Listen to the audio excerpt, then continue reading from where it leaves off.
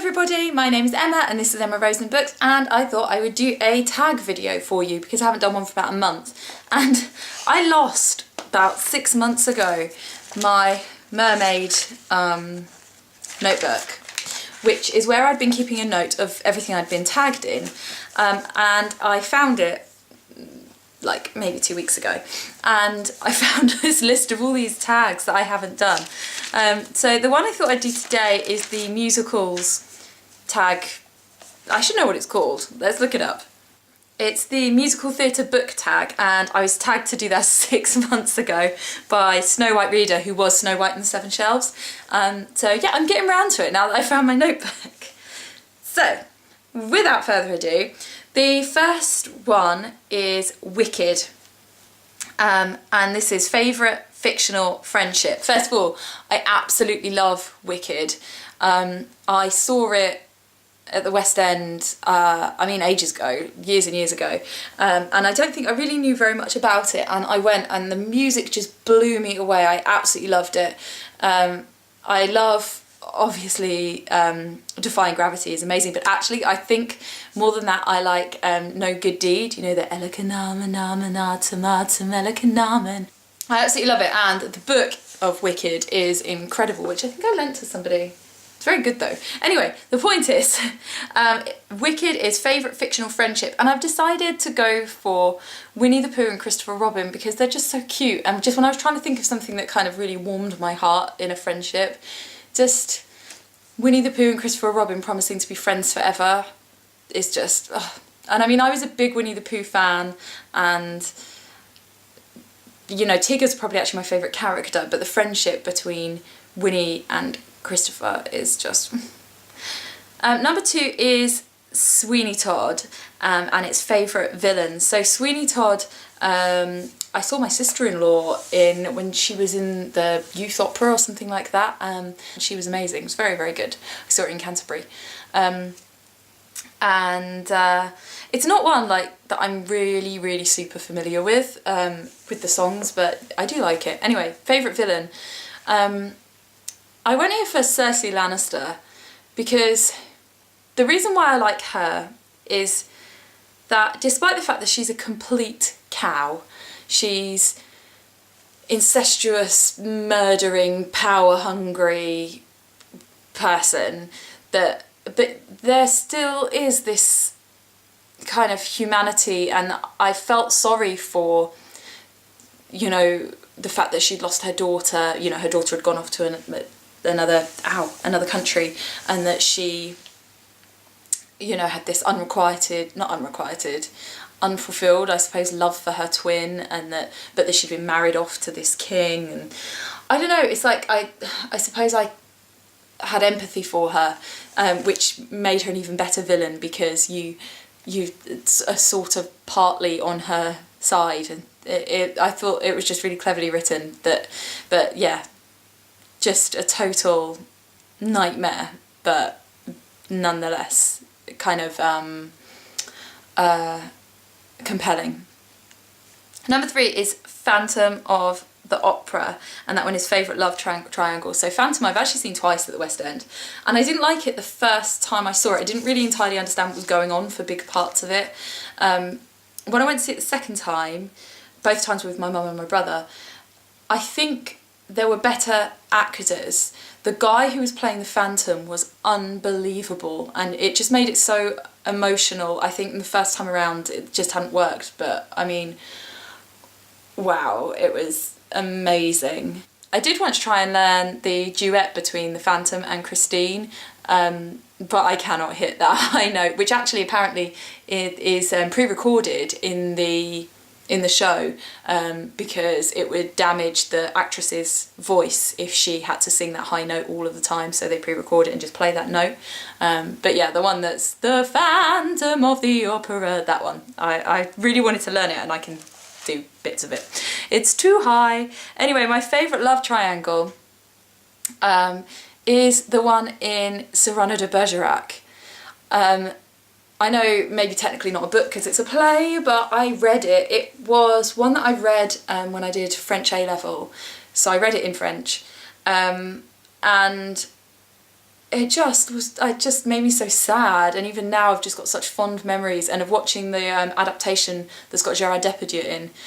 It's just the whole concept of, you know, Cyrano writing these beautiful love letters to Roxanne in the name of Christian, and then Roxanne falls in love with him and not with Cyrano, and it just, that unrequited love in it and all, it was just so beautiful. So yeah, that's my favourite love triangle. Number 4 is The Lion King and its favourite sidekick. The Lion King, I still haven't seen on stage, like properly on stage. I really, really want to take the kids to see it.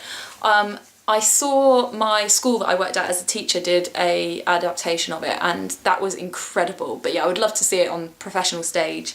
My favourite sidekick, I'm going to go for 2. I'm going to go for Inigo and Fezzik from The Princess Bride, so them being sidekicks to Vicini. They're just both amazing characters, and I love that, because I watched the film first, but in the book they're both given a little bit more backstory, and that makes it even better. Inigo's probably my favourite of the 2, but Fezzik's brilliant as well. Number 5 is Grease, least favourite ending. I suppose when I grew up, people were really, really into Grease. I have seen it a long, long time ago in the West End. I was a kid when I saw it, and I don't remember loving it. But when I grew up, everyone was always singing "You're the One That I Want," and I really liked Rizzo was my favourite character, and I love her songs, and particularly "There Are Worse Things I Could Do Than Go With a Boy or Two."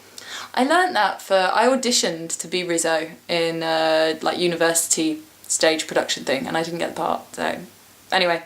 My least favourite ending, I was a bit torn on this. I'm going to go for Gone Girl. When I read it, I hated the ending. I thought it was awful, and I just couldn't understand why what happened. In retrospect, having read a little bit about kind of people who are narcissistic, and the way that manifests itself in a relationship, in terms of the person kind of, I suppose, drawing the other party in, and the way that they sort of become dependent and that kind of thing. It kind of made a bit more sense to me, I suppose. I don't want to say too much without spoilers, but still, I mean, she's just a complete psycho, and, you know, he's a kind of regular Joe, I suppose, and yeah, it still rankles, that ending. It's not quite right. Number 6, Matilda, favourite adaptation of a book. I haven't seen Matilda on stage. I've seen the film, but that's not the same as a musical, is it? My favourite adaptation of a book is Lord of the Rings. I loved Lord of the Rings, and then when they brought out the films, I went and saw them all at the cinema because I thought it was really important to see them on the big screen, and then I have them all on DVD, and whenever I watch them I just always feel like they're just so beautiful and cinematic. And I know that they made changes, things like taking out Tom Bombadil, and the changes with the elves were disappointing, but still the way that it was shot, and I just think it was incredible, and such a big undertaking at the time, and all the CGI stuff was amazing. And yeah, just epic and beautiful. I love Lord of the Rings. I could have watched it for forever. However, hated The Hobbit and couldn't get through it. So that's interesting. But yeah, Lord of the Rings I absolutely loved. And number 7 is Les Mis. I haven't seen Les Mis on stage. I've only seen the film.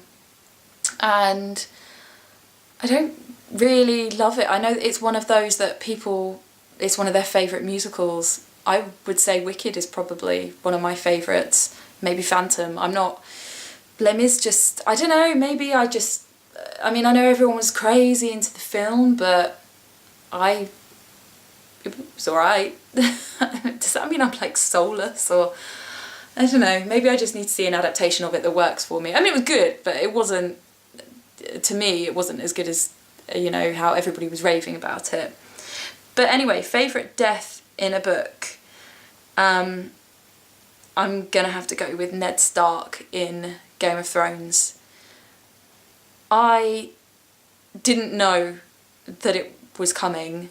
And so when I got to that part of the book, I think it is that whole thing that you get with Game of Thrones, where you're so used to reading stuff where the more you know the protagonist is going to be okay because they're the protagonist, and to have a main character like that, sorry about spoilers, to have him killed off, it just really, really, especially when there were all these people stationed around who potentially could have changed things, and that Cersei was trying to get him exiled rather than killed, and all this kind of, oh well, he's going to get out of it, one of these options is going to work, and then no.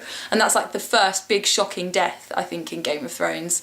And it blew me away, just to have that happen in a book, that kind of just total shock as a... It's yeah, amazing, devastating, and also incredible at the same time. It's got to have been that and the Red Wedding. See, that's the other one. That would probably be my favourite death. But those in Game of Thrones, the Game of Thrones series, are just the best, because they just take you so by surprise. I could not believe either of them. Anyway, let me know if you agree with my answers, or you know what you think of those books and those musicals too. And I guess I should tag some people. Who am I going to tag? Let's see. Let's tag Book Your Imagination, because I know that she loves the theatre and I feel like she'd have some really interesting views on these questions. And somebody else who's talked to me on my comments lately, A Sea of Tones is the last person I spoke to on YouTube, so let's add her too. Please like if you did, please subscribe if you'd like to see more videos about books and about writing, and I will see you all in the new year for my next one. I hope you had a lovely Christmas, I hope that you have an amazing new year, and see you all soon. Bye!